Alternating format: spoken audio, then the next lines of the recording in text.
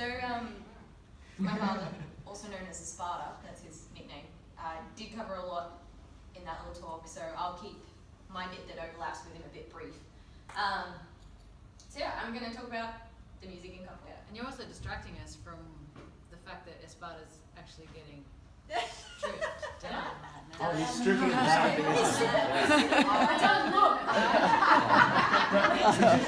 This won't make a thing of him getting Don't make a stripped. thing No, of it. right. And it's not a video. Smooth. They're really bad. Alright, so going to start by the how. So we've talked about how in capoeira you start in a circle, you have the game going on. In this circle you have a bateria, and they all stand together in a line in one side of the circle, and you have someone that leads the music. This person is usually a leader of the group, or a master, or a student that's recognized as a good singer. Of course, to get there you have to practice, so anyone can sing in a roda, it's just practicing. They are call and answer type songs, so very similar to your cotton picking type songs, so like one person will lead a refrain and everyone will sing the chorus to back them up.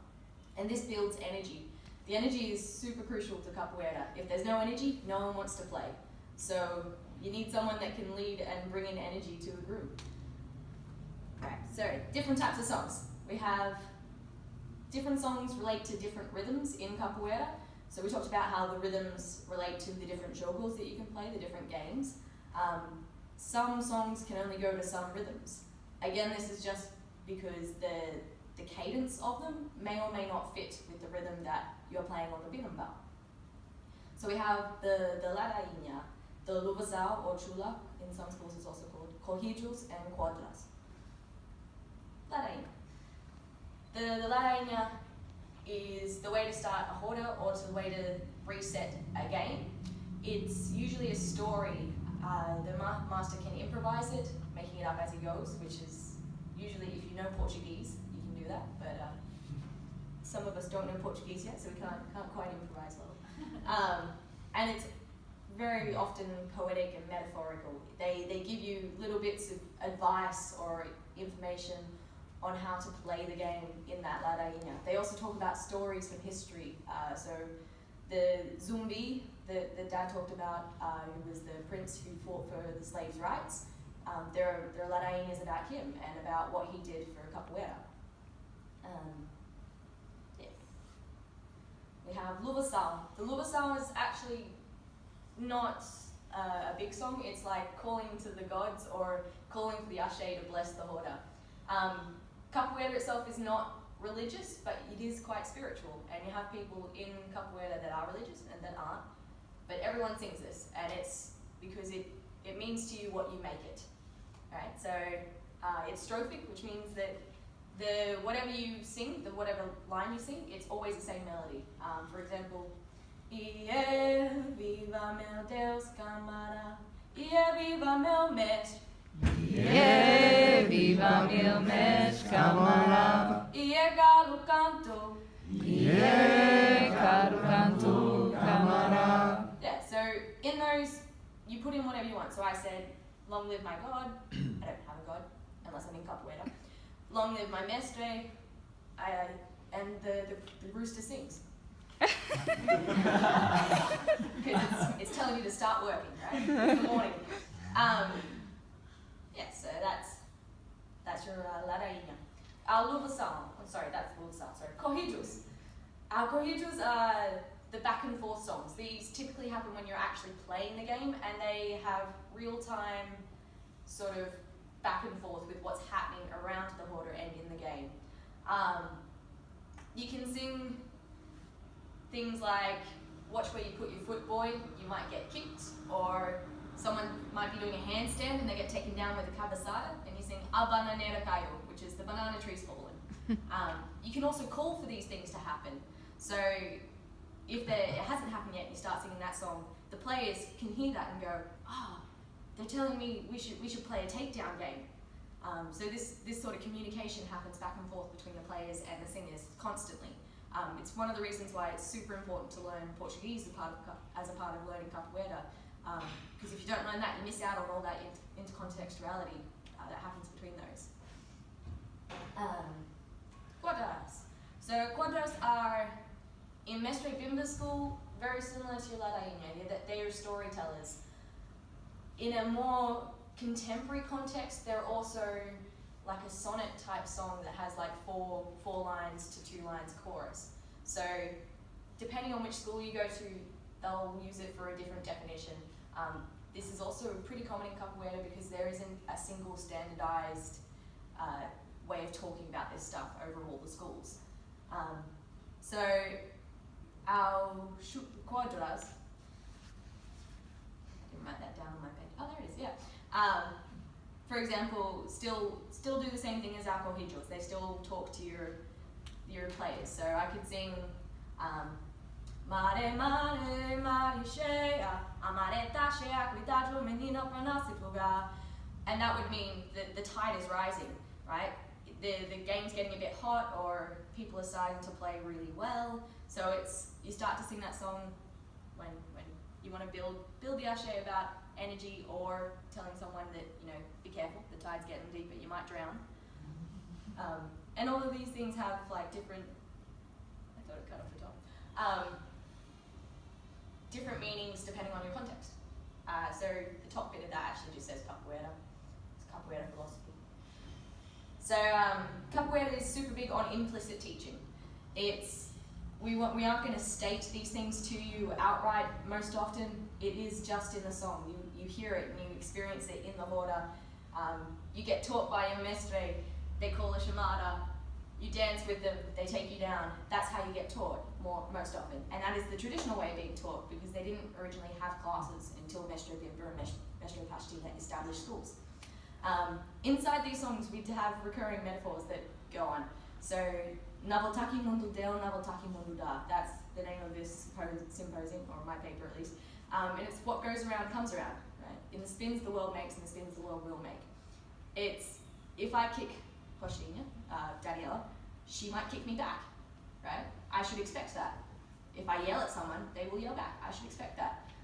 It's also, if you give good ashe to the hoda, then it's going to give good ashe back to me, right? I build up the energy, and then everyone else gets energetic, and that comes back to me.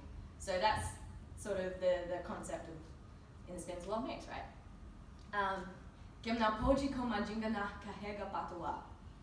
This is, if you can't handle the magic, don't wear a patois. A patois is like a symbolic necklace that holds magic, or protects you from evil spirits, essentially. But, I mean, you could translate this in English to, if you can't handle the heat, get out of the kitchen, right? So if you watch a game going on and it's very aggressive, and you think, oh, I don't think I can play that, then you shouldn't buy into the hoarder at that moment. You should wait until it suits you, right? You should wait for your time. And that's fairly common in these little back and forth songs. Mare, the sea, is in a lot of songs. I think this is attributed to the fact that the first capoeiristas were often dock workers, and they were brought across on boats as well. And when they were brought across on the boats, the last thing that they saw of freedom was the ocean. So there's a lot of songs about, I will travel back over the ocean and find my peace. This is also our school's name, Aruanda, means freedom. It's the last place that, Luanda is the last place that they saw before they became slaves. So Aruanda is just it's been translated into that over time, basically. Yeah. Religion. So I did say before, capoeira itself is not religious, but because of the slaves practicing this when it was banned, they found a way to incorporate their own religion that fit in against what was happening in their current society. So there are candomblé gods mentioned in capoeira music, but there are also Christian saints and gods mentioned in the music. So it's completely individual, it's completely contextual. I know plenty of songs that talk about Iemanjá, which is one of the goddesses of the sea, again because the sea had a big impact on them. It was the last place that they saw for freedom. But also there's Sant Antonio, Sant Benedict. These these guys feature heavily in songs asking for like protection, or we talk about Sant Antonio needing water to bless. So yeah. Malandrage. So Dad talked a little bit about this. The capoeirista who can trick the opponent is a favoured capoeirista, right? They're good at what they do. But in the songs we also warn against those capoeiristas because they're out for themselves. And this is a theme throughout all capoeira. You should protect yourself because everyone is out for themselves. And it's accepted that that's part and parcel of life. And so that's part and parcel of capoeira. So there are plenty of songs that talk about the malandrage and majinga. So a simple one is solta majinga, which is just release your magic. And that's usually if someone's playing well in the horde, you're saying, you're releasing your magic. That's awesome. There's also manteiga derramou, and I like this one because it's very metaphorical. Vou dizer a meu senhor que a manteiga derramou. I go tell my slave master that the butter wasn't mine. I didn't spill it. The master spilled it. You know, the little boy. It's not mine. It's his. And this is like another form of trickery, right? You're going to get whipped if you drop the butter. So you're claiming the butter's not mine. It's not me. No. Yeah. So I like that song. Plenty of histories in the music as well. Talked about Zumbi already. Gunga Zumba. Zumba is his uncle, I believe it was, and so he also fought alongside Zumbi. Just told you guys Manteiga derramou. So again, talk about the slaves. Lots of repetition in like the concept of being repressed and trying to find a way to express your own freedom. Foi no Claral de Lua. This is a song about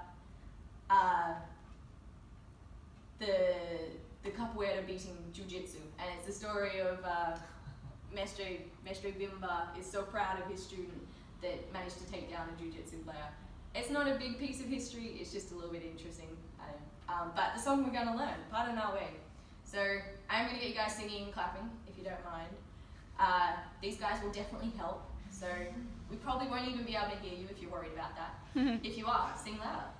So, Paranawe. Can I get you guys to repeat after me? Paranawe. Paranawe. Paranawe. Paranawe. Parana. Parana. That's the entire chorus. I'll sing some ad-lib stuff around it. So it sounds like this. Paranawe, Paranawe, Parana. Paranawe. Paranawe. Parana. Flores é minha mulher, Paraná, capoeira me vencer, Paraná. Paranawe. Paranawe. Parana. Ela que bate perfume, Paraná, isso não acontecer, Paraná. Paranawe. Paranawe. Parana. Yeah, so this song is, you can see the translation up on the board, during the Paraguayan War, the capoeiristas who went over were promised their freedom when they came back, if they came back alive, and for their families as well. They got almost a 90% return of people that went away to that war after the Portuguese War almost decimated. So almost all of them won their freedom and their family's freedom. So this is a song of celebration, and I'm going to tell my wife that capoeira's won. We're crossing the river, and the war wanted to stamp its foot hard and kill us, but it didn't happen. We won. So yeah, and that'd be the end. Yeah.